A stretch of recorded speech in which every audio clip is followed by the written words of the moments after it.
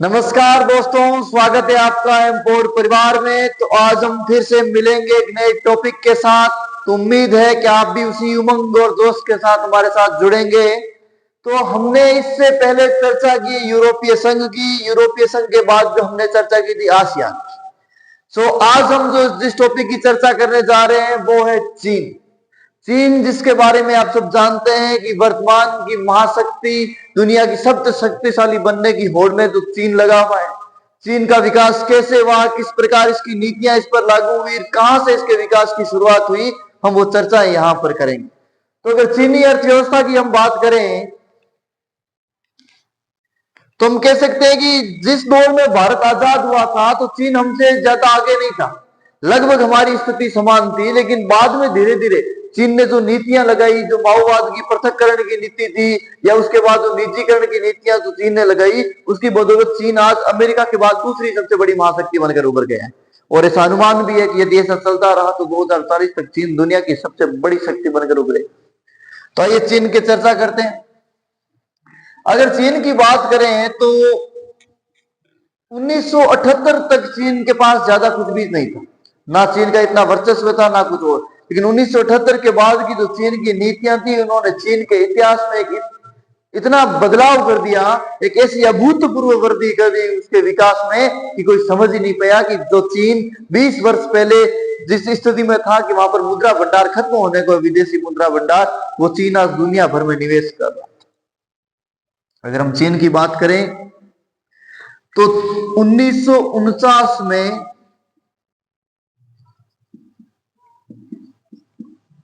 माओ ने चीन को क्या कर दिया, पृथक्करण की नीति अपनाई।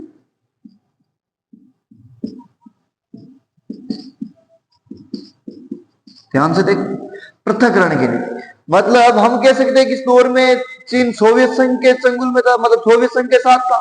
उसके बाद जब 1949 में माओ जब यहाँ के प्रधानमंत्री बने, तब यहाँ पर उन्होंने पृथक्करण का यानी खुद को पूंजीवादी देशों से एकदम अलग कर लिया और अब ये एकदम अपने भीतर ही विकास की गति में लग गया था। हालांकि 1949 के बाद भी जो सोवियत संघ था उसका सपोर्ट चीन को मिल रहा था कुछ समय के लिए। उसके बाद दोनों के बीच में कई चीजों को लेकर तकरार पैदा हो गई थी।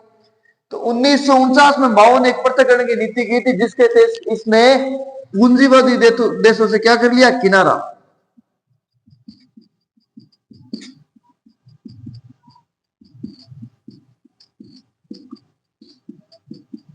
किनारा कर लिया।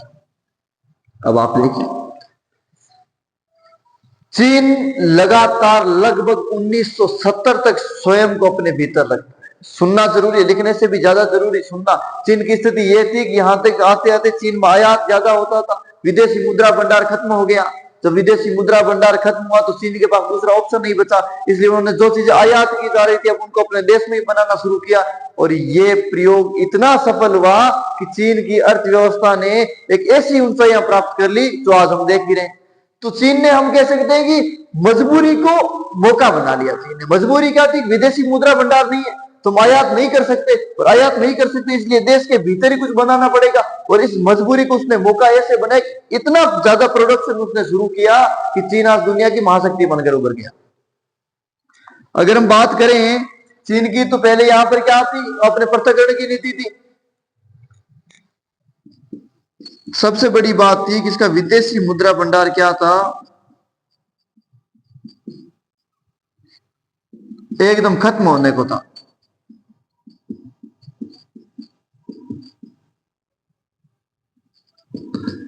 चीन का विदेशी मुद्रा भंडार खत्म था। हमने भी सबसे पहले कृषि पर ध्यान दिया, चीन ने भी सबसे पहले किस पर ध्यान दिया, कृषि पर। ध्यान से सुनना, कृषि पर ध्यान दिया। कृषि से जो उत्पादन प्राप्त होता है उन उत्पादनों का प्रयोग किया उद्योगों में। चीन की सबसे बड़ी विशेषता क्या है कि कृषि से जो उत्पादन प्राप्त हुआ, सॉरी थोड़ा सा राइटिंग में प्रॉब्लम है,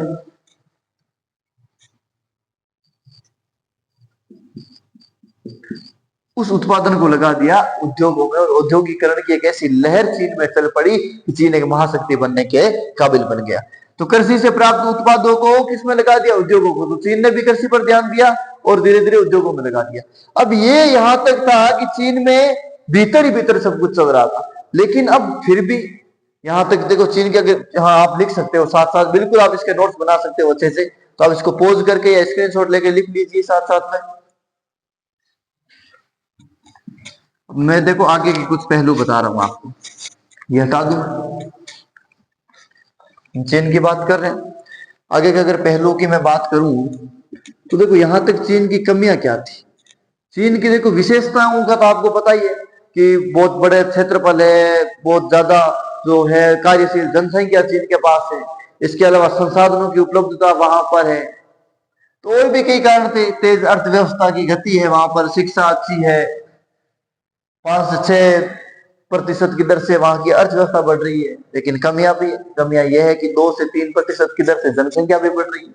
एक तो जनसंख्या वृद्धि दर इतनी खतरनाक है कि किसी भी देश के विकास पर पानी फेरते ज्यादा टाइम नहीं लगा।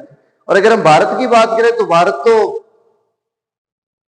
पहले विश्व गुरु किसी और चीज में था, अब जनसंख्या में बन गया। हमने अंदाजा लगाया 2030 तक चाइना से आगे निकलने का, हमने 2023 में निकाल दिया। तो अगर हम बात करें यहां पर विकास की, तो चीन ने सबसे पहले 1970 तक चीन में सब पैक था, कुछ भी नहीं था। लेकिन अब अगर और विकास करना है तो उसने कुछ कदम उठाए थे। कौन से कदम उठाए? चीन ने सुधार करने शुरू किए। तो पहली बार चीन ने 1972 में अमेरिका के साथ कुछ संबंध स्थापित किए।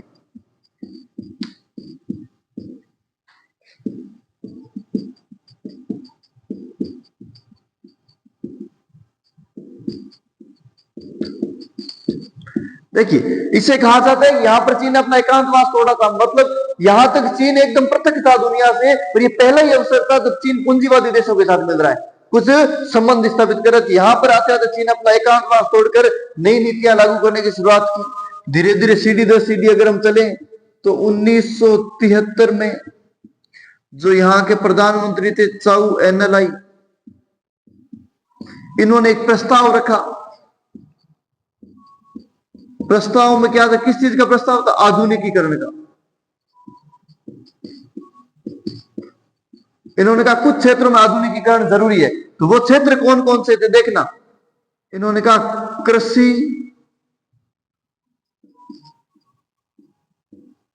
कृषि में आधुनिकीकरण की आवश्यकता है, उद्योगों में आधुनिकीकरण की आवश्यकता है, सैन्य शक्ति में आधुनिकीकरण की आवश्यकता है, और तकनीकी में, प्रौद्योगिकी में।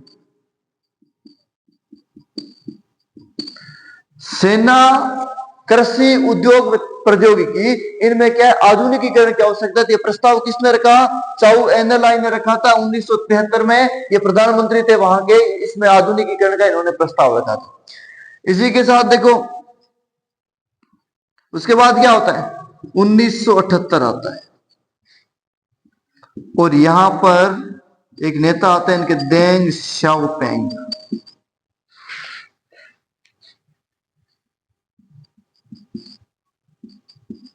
देंग शाओपेंग, और ये अपनाते हैं खुले द्वार की नीति।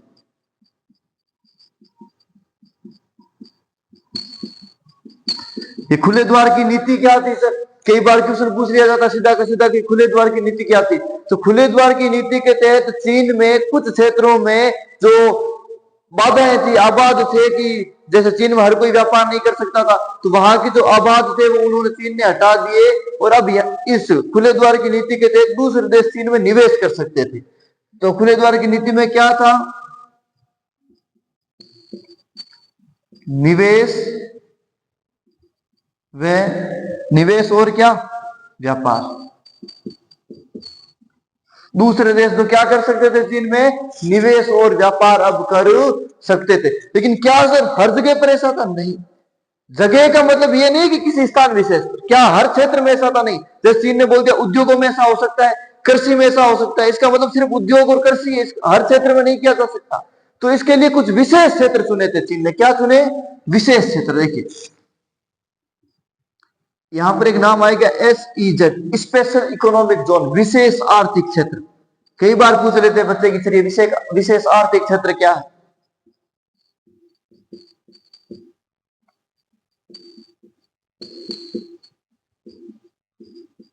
तो चीन ने जो ये आबाद हटाए थे, या चीन ने जो कई चीजों से रोक हटाकर आधुनिकीकरण किया था, वो कुछ ही क्षेत्र थे। उन्हीं क्षेत्रों को विशेष आर्थिक क्षेत्र या सेज कहा जाता है। यदि क्वेश्चन पूछ ले कि सेज किसे कहा जाता है, तो आप सीधा का सीधा लिख सकते हो कि सेज वह क्षेत्र थे जहां से चीन ने व्यापारिक व निवेश के मसलों पर आबाद हटा दिए थे, बाधाएं खत्म कर दी थी, उनको सेज कहा जाता है। तो आप इसको लिख सकते हैं, स्क्रीनशॉट ले सकते हैं, बहुत इंपॉर्टेंट है, नोट्स बनाइए, बहुत शानदार इसका उत्तर और एक प्रश्न भी हो सकता है आपको वार्षिक पेपर में मिल जाए, तो लिख लीजिए इसको।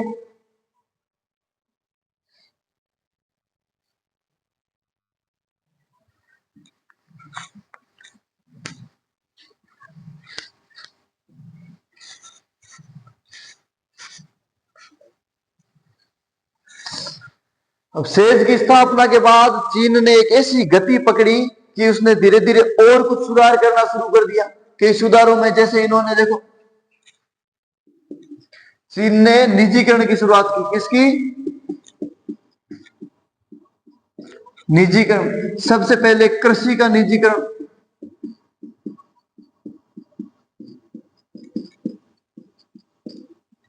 उसके बाद उद्योगों का निजीकरण,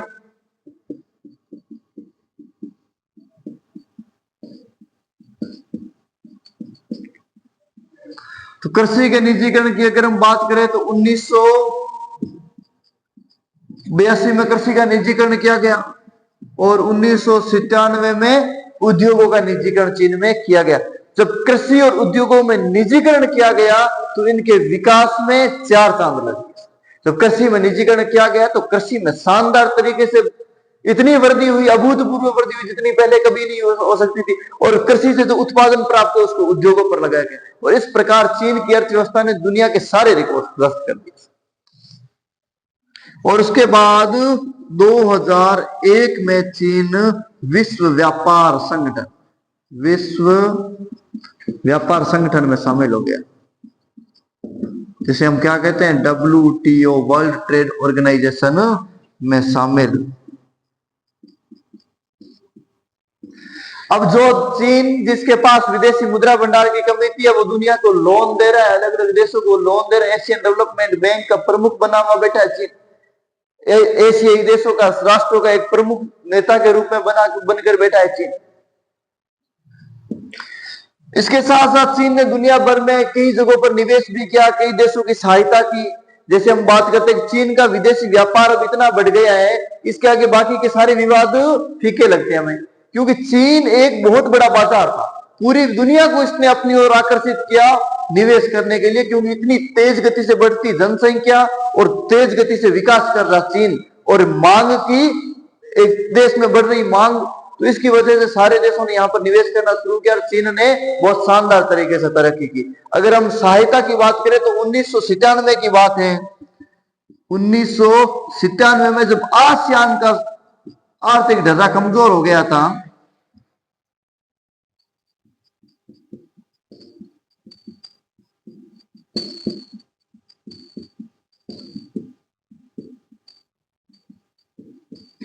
तब चीन ने आसियान की सहायता की थी। तो ये था चीन का विकास।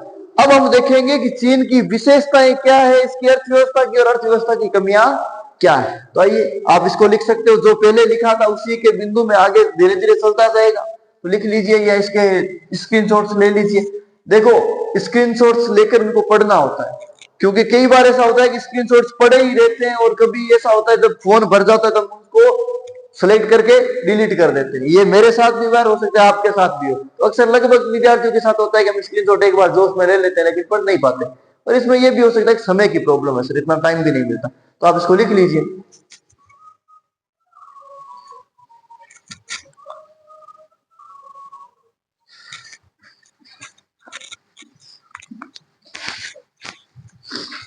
फिर देखते हैं विशेषताएं और कमियां।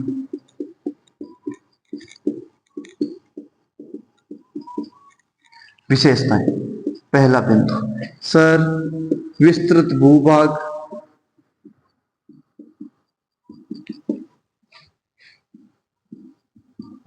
और विस्तृत या बड़ी ही क्या थी, जनसंख्या, और क्या है, संसाधन। और क्या है ये जहां पर चीन की स्थिति है, क्या भौगोलिक स्थिति,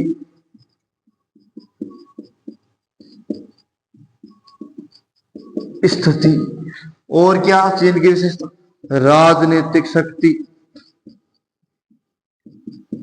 और तेज आर्थिक वृद्धि।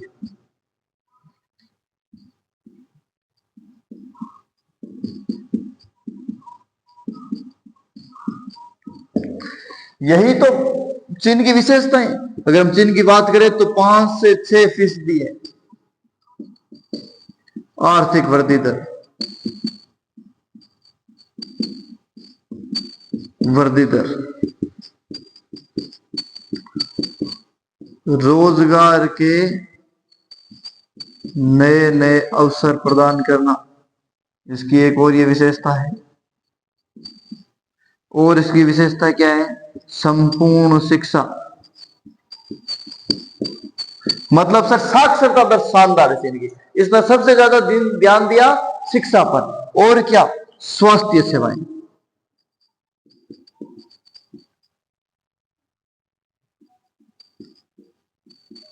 देखिए शिक्षा और स्वास्थ्य सेवाओं के क्षेत्र में चीन ने दुनिया के बहुत बड़े बड़े देशों को पीछे छोड़ दिया, बहुत शानदार तरीके से चल रहा है। तो ये क्या है, चीन की विशेषता है प्रमुख। आप इनको लिख लीजिए चीन की विशेषताओं को, ये प्रमुख विशेषता है। अगर आप पेपर में एग्जैक्ट ऐसी विशेषताएं लिख कर आते हैं तो नंबर कभी काटे ही नहीं जा सकते, तो लिख लीजिए इनको।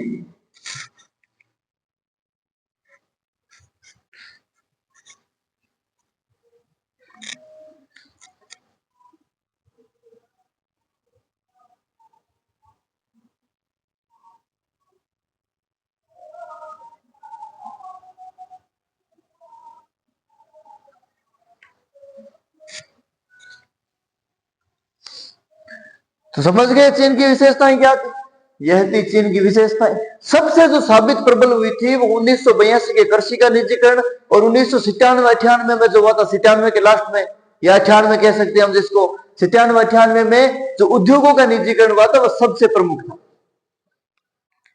आइए अब इसकी कमियां भी पढ़ लेते हैं सर। कुछ कमियां भी तो होगी सर, खूबियां हैं तो बिल्कुल।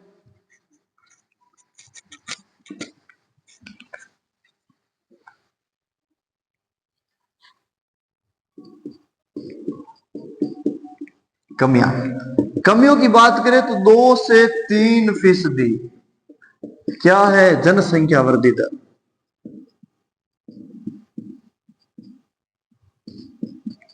सर विकास तो इतना हो रहा है लेकिन जनसंख्या वृद्धि इतनी ज्यादा है कि उसने सारे विकास पर पानी फेर दिया। उसके बाद बेरोजगारी। सर अभी तो आपने कहा था कि चीन अवसर प्रदान करता है, लेकिन इसका मतलब ये थोड़ी सबको रोजगार दे दिया।